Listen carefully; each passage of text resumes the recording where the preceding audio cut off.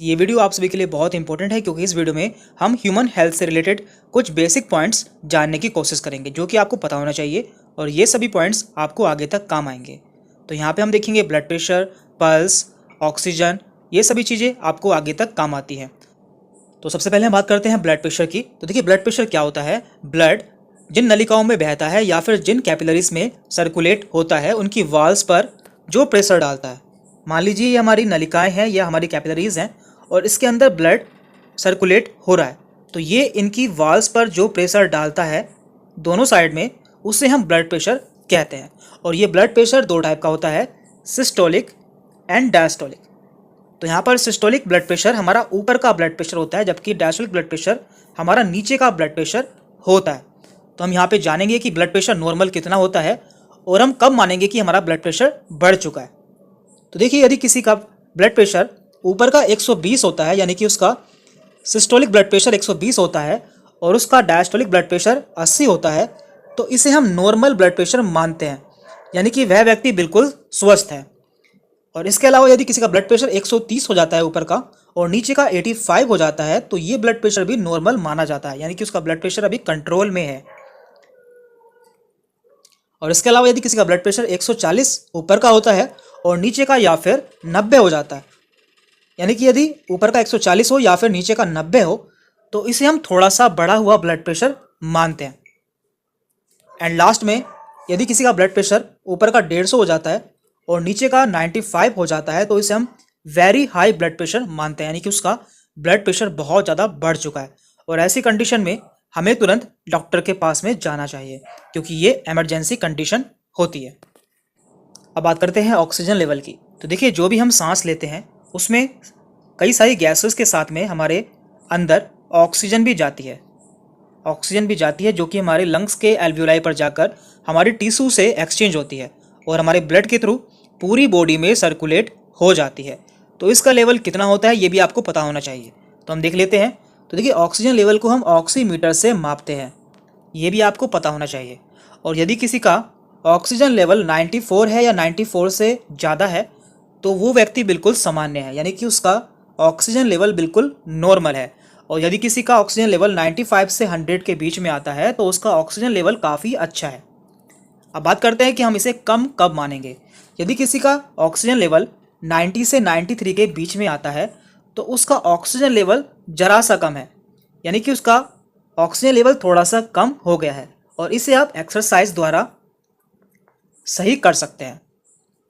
लेकिन यदि किसी का ऑक्सीजन लेवल 80 से 89 हो गया है या इससे भी कम हो गया है, तो ऐसे में उसका ऑक्सीजन लेवल बहुत कम हो चुका है और ऐसी कंडीशन में आपको डॉक्टर की सलाह पर एडमिट हो जाना चाहिए।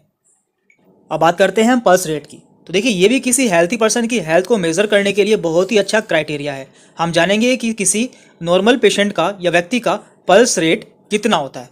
तो देखिए ये होता क्या है, हमारा दिल या हमारा हार्ट 1 मिनट में जितनी बार बीट होता है या धड़कता है उसे हम पल्स रेट कहते हैं। नॉर्मली ये 72 से 75 टाइम्स बीट करता है। तो देख लेते हैं।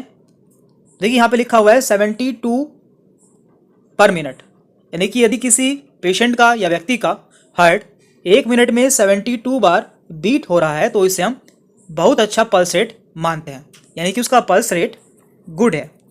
और यदि किसी का 60 से 80 के बीच में पल्स रेट आता है, तो उसका पल्स रेट नॉर्मल है। लेकिन यदि किसी का पल्स रेट 90 से 120 के बीच में आता है, तो उसका पल्स रेट काफ़ी बढ़ा हुआ है। तो ये भी आपको पता होना चाहिए। अब बात करते हैं हम शरीर का तापमान, यानी कि बॉडी टेम्परेचर। ये जानना भी आपके लिए बहुत इंपॉर्टेंट है कि हमारे शरीर का टेम्परेचर कितना होता है। तो देखिए इसे हम थर्मामीटर से चेक करते हैं और यदि किसी का बॉडी टेम्परेचर 92 से 98.6 के बीच में आता है, तो उसे बुखार नहीं है, यानी कि उसका नॉर्मल बॉडी टेम्परेचर है। और यदि किसी का टेम्परेचर आपको 99 मिलता है, तो उसे हल्का सा बुखार है। और यदि किसी का टेम्परेचर 100 से 102 या उससे ज़्यादा मिलता है, तो उसे ज़्यादा बुखार है। तो ये भी आपको पता होना चाहिए। अब बात करते हैं हम HRCT या फिर चेस्ट सीटी स्कैन की। ये आजकल बहुत कॉमन है और इसमें हम किसी भी बॉडी पार्ट को या किसी भी बॉडी ऑर्गन का डिटेल में एनालिसिस कर सकते हैं। तो यहाँ पे कुछ स्कोर दिए जाते हैं, जैसे कि 0 से 8, 9 से 18, 19 से 25। तो पहले हम इसे समझ लेते हैं कि ये होता क्या है। देखिए यहाँ पे हमने लंग्स का डायग्राम लिया है इसे समझने के लिए। तो देखिए लंग्स में दो साइड होती है, यानी कि दो लंग्स होते हैं, राइट एंड लेफ्ट। तो आप जानते हैं कि राइट साइड में हमारे लंग्स में 3 लोब होते हैं, सुपीरियर, मिडल एंड इन्फीरियर। जबकि लेफ्ट साइड में हमारे लंग्स में केवल 2 लोब होते हैं, सुपीरियर एंड इन्फीरियर। तो देखिए यहाँ पे हम इन्हें कुछ नंबर्स देते हैं, यानी कि सीटी स्कोर देते हैं। तो यहाँ पे हम हर लोब को 5 सीटी स्कोर देते हैं। मान लीजिए यहाँ पे हमने 5 दिया है इस लोब को, इसे भी 5 दिया है, इसे भी 5 दिया है, इसे भी 5 दिया है और इसे भी 5 दिया है। तो कुल मिलाकर हमारा स्कोर बनता है 25। तो हम सिटी स्कैन में देखते हैं कि हमारा कितना परसेंट या कितने लोब खराब हो गए हैं। यदि हमारा मान लीजिए कि हमारा सुपीरियर लोब में से इसका 3 पॉइंट खराब हो गया है, तो हम मानेंगे कि यहाँ पे केवल इसका 2 पॉइंट ही सही है।